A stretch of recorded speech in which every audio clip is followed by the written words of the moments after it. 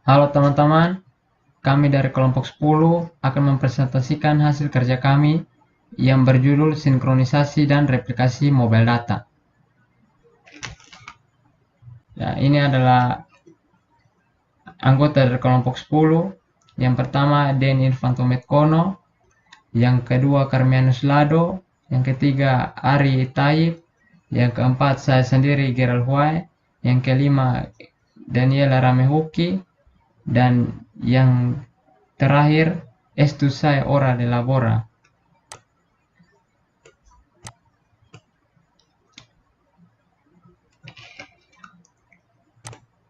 Sinkronisasi data. Sinkronisasi data berarti beberapa data yang saling berhubungan dapat dipastikan tidak saling bertentangan dan menyebabkan ketidaksesuaian. Replikasi data. Secara umum, replikasi memiliki arti untuk memproduksi salinan dirinya sendiri. Replikasi data adalah salinan data dari sebuah storage yang berada pada storage yang sama ataupun berbeda. Jenis replikasi data terbagi atas dua. Satu, complete replication atau replikasi secara utuh dari sebuah data. Yang kedua, partial replication atau replikasi yang hanya menyalin beberapa bagian atau subset dari sebuah data. Materi selanjutnya adalah taksonomi replikasi data. Dalam replikasi data, terdapat beberapa taksonomi atau klasifikasi. Klasifikasi tersebut dibedakan berdasarkan relasi yang timbul antara host atau master dengan mobile. Yang pertama adalah one-to-many. Sesuai dengan namanya, one-to-many adalah replikasi data dari satu host terhadap beberapa mobile device. Data yang direplikasi tersebut dapat merupakan partial replication ataupun complete replication. Dapat kita lihat pada contoh skema one-to-many berikut. Dalam skema tersebut, dapat dilihat dari satu jalur yang berasalkan dari host terbagi menjadi beberapa jalur. Ini adalah penggambaran sederhana dari one-to-many. Penggunaan one-to-many contohnya adalah ketika host memberikan konfigurasi yang akan diterima oleh mobile device. Mobile device dapat langsung mereplikasi konfigurasi yang sudah diatur dalam host. Selanjutnya adalah one-to-one replication. Dalam relasi one-to-one replication, hanya terdapat dua partisipan, yaitu host dan mobile device. Mobile device mereplikasi data yang terdapat di dalam host. Namun terkadang dapat pula mobile device yang memberikan replikasi datanya terhadap host. Berikut ini adalah contoh skema relasi one-to-one. Dalam skema tersebut, terlihat hanya merupakan satu garis yang lurus. Hal ini menunjukkan bahwa dalam relasi one-to-one tidak jadi percabangan dari host terhadap mobile device ataupun sebaliknya. One-to-one replication umumnya digunakan untuk menjaga keamanan dari data dan mempermudah proses sinkronisasi. Umumnya dalam one-to-one replication, host bukan merupakan host utama, sehingga host yang terhubung dengan mobile data secara langsung hanya merupakan proxy yang akan terhubung dengan tempat penyimpanan data yang akan direplikasi oleh mobile device. Berikut taksonomi replikasi. Many-to-many. Dalam many-to-many terdapat beberapa master dan replika. Sistem penyimpanan yang memiliki peran master dapat melakukan replikasi. Dengan cara ini, complete synchronization dan partial synchronization dapat melakukan sinkronisasi dengan master ataupun dengan dirinya masing-masing. Berikut sinkronisasi dan replikasi mobile computing. Penggunaan sinkronisasi dan replikasi data dalam mobile computing sangat diperlukan.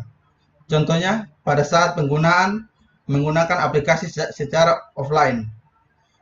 Ketika pengguna kembali online, data offline tersebut harus dapat tersinkronisasi kembali dengan keadaan online.